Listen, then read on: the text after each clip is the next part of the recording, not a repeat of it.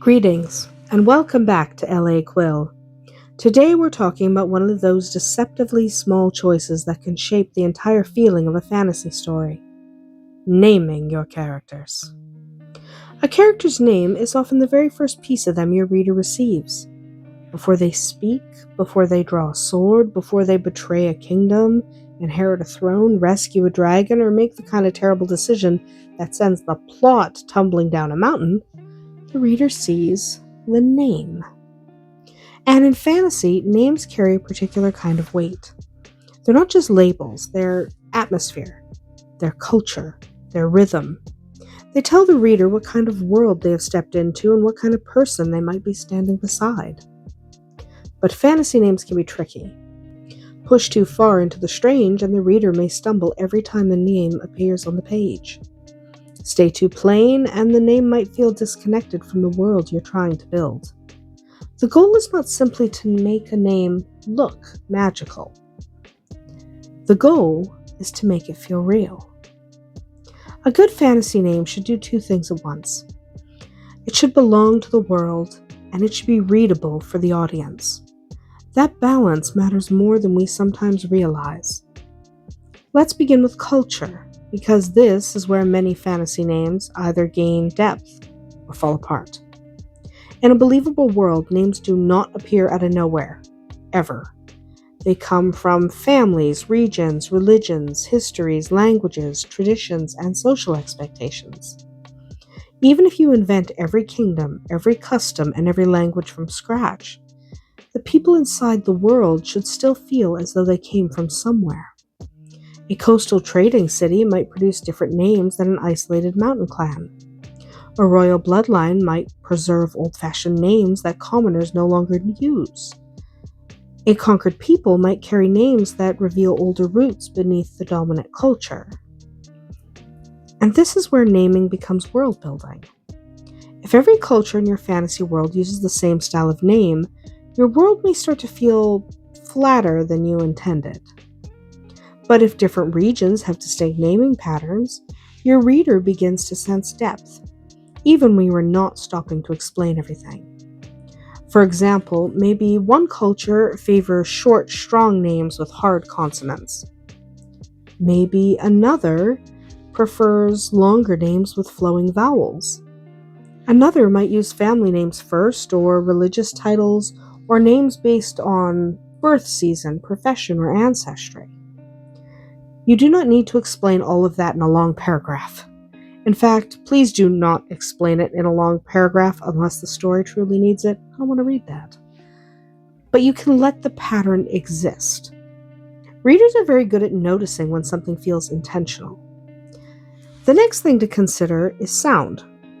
Fantasy names are not only seen, they are heard in the reader's mind. That is why it helps to say your names out loud.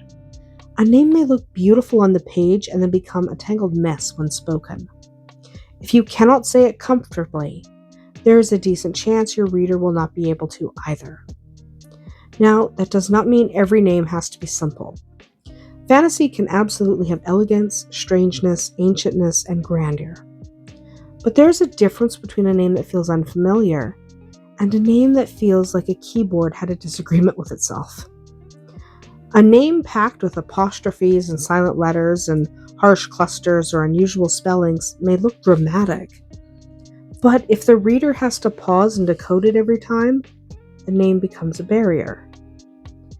And the last thing you want is for your character's name to pull the reader out of the story. That doesn't help anyone. But readable doesn't have to mean boring. It means the reader can form a stable impression of the name. They know roughly how to pronounce it.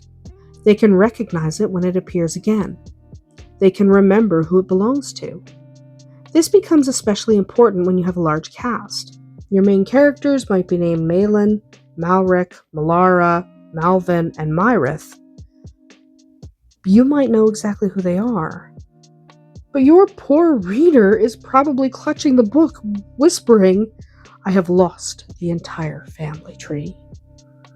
Phonetic variation is your friend. Try mixing short names with longer ones. Vary the first letters, vary the endings, vary the rhythm. A cast with names like Tessa, Corvin, Mael, and Isolde. Well, this is much easier to track than a cast where everyone sounds like they were named by the same enchanted syllable machine. This does not mean related characters can never have similar names. In some cases, similarity can be meaningful. Royal dynasties often repeat sounds. Families may name children after ancestors. A culture may favor certain endings. But when characters share scenes often, clarity matters. One of the most underrated tools in fantasy naming is the short name. Writers sometimes feel pressure to give every major character a grand, elaborate, obviously fantastical name. But a short name can be incredibly powerful. Names like Ash, Rin, Kal, Kai, Bran, or Nyx can carry a lot of emotional weight. And they're easy to remember. They're easy to say. They feel intimate. And when surrounded by more elaborate names, a short name can stand out beautifully. A short name can also tell us something about the character.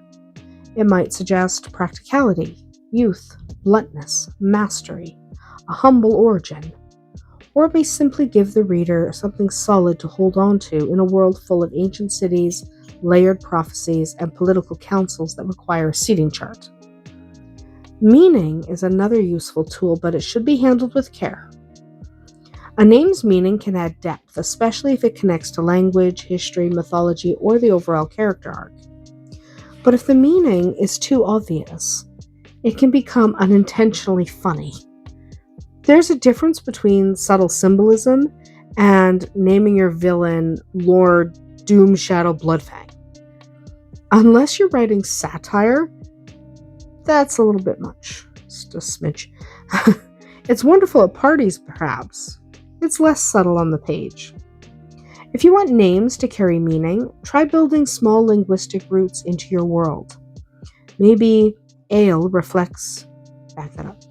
Maybe ale relates to light. Maybe more relates to stone. Maybe names with ven are associated with the old nobility.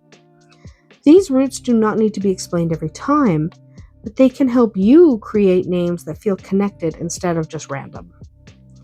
You can also draw inspiration from real languages, but do so thoughtfully. Borrowing sounds and structures or naming patterns can be useful, but be careful not to treat real cultures like a decorative fantasy spice rack. Research matters. Respect matters. And when in doubt, transform inspiration through your own world building rather than just copying carelessly. Another layer of naming in fantasy is the use of titles, nicknames, and aliases. This is where things can become wonderfully rich or deeply confusing, depending on how you handle it. A character might have a birth name, a childhood nickname, a formal title, a religious name, a battlefield name, and an extremely rude thing their enemies call them behind closed doors. All of that can reveal relationships and status. A queen might be her radiance in court, mother to one person, Aveline to an old friend, and the Silver Viper to the people who fear her. Each name tells us something about who is speaking and what they believe about her. The key is clarity. If one character has several names, introduce those names with enough context that the reader can follow. Do not drop 5 alternative names in one chapter and expect the reader to build a spreadsheet out of loyalty. Repetition helps, context helps, emotional connection helps. A nickname used by only one person can become powerful because it reveals intimacy. A title used by an entire kingdom can reveal distance. Names are not just identification, they're relationship. You should also watch for overused fantasy patterns. Certain endings and beginnings become very familiar after a little while. Names ending in IEL, or Win, or Ion, or AR, or Thas can be beautiful. But if every character has one of those endings, your world might start to sound like it was assembled with the same naming generator. There's nothing wrong with using familiar fantasy sounds. The problem is using them without intention. If the name fits the culture, the character, and the tone, that's wonderful. But if you're reaching for the same handful of syllables because they sound generically magical, it might be time to experiment a little bit. Try different consonants. Try different rhymes and rhythms. Try names that end abruptly. Try names that feel earthy instead of ethereal. Try names that sound old, plain, sharp, soft, elegant, awkward, sacred, or even practical. Not every fantasy character needs to sound like they were born under a moonbeam beside a harp. Fantasy name generators can be helpful too, as long as you treat them as sparks rather than final answers. A generator can give you a starting point when your brain has turned into soup and every name you invent sounds like a rejected brand of cough syrup. But generated names often lack cultural context. They may sound vaguely fantastical without actually belonging anywhere. So edit them. Combine pieces, change spellings, simplify. Make them fit your world instead of letting the generator make the decision for you. One practical tool I strongly recommend is a name Bible. This is simply a document where you track every major name in your story or series. Character names, place names, family names, titles, pronunciations, meanings, cultural origins, and any variations you tend to use. This may sound fussy until you are 3 books deep and realize you have named 2 minor nobles nearly the same thing, changed the spelling of a city twice, and possibly accidentally given a horse the same name as a dead emperor. It happens. A name Bible will help keep your world consistent. It also becomes incredibly useful if you work with editors, beta readers, audiobook narrators, artists, or anyone who needs to understand your world clearly. And yes, pronunciation matters. Even if your book is never adapted into audio, you should still know how the names sound. This helps you write dialogue, rhythm, poetry, songs, insults, formal introductions, and dramatic battlefield shouting. Especially dramatic battlefield shouting. Before you settle on a name, test it in different emotional contexts. Can another character whisper it with grief? Can someone shout it across a courtyard? Can a ruler announce it in a formal hall? Can an enemy spit it like a curse? If the name only works when sitting quietly in a character list, it might not be the right name. Names have to move through the story. They have to survive action, tenderness, fear, humor, and conflict. And finally, don't be afraid to change a name. Sometimes a character arrives with one name and grows out of it. Sometimes the name that feels perfect in chapter 1 feels completely wrong by chapter 7. That's not failure, that's discovery. Writers often talk about names as if they must be found in a flash of inspiration, glowing in the mist like a prophecy. And sometimes that happens, but often naming is revision. It is trial and error.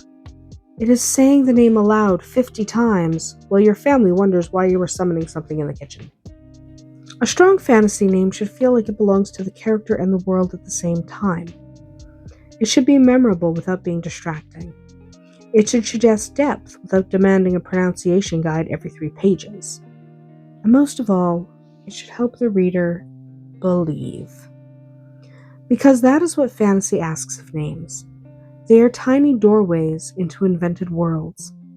A good name can make a character feel ancient, beloved, dangerous, ordinary, sacred, or strange before the reader knows anything else about them. So take your time. Listen to the sounds. Think about the culture. Consider the meaning. Keep your reader in mind. And when the right name finally clicks into place, you will usually feel it. And that's our tale from LA Quill today. I'd love to know how you approach naming your fantasy characters. Do names come easily to you, or do they fight back like tiny, stubborn little dragons? Until next time, may your stories always be magical.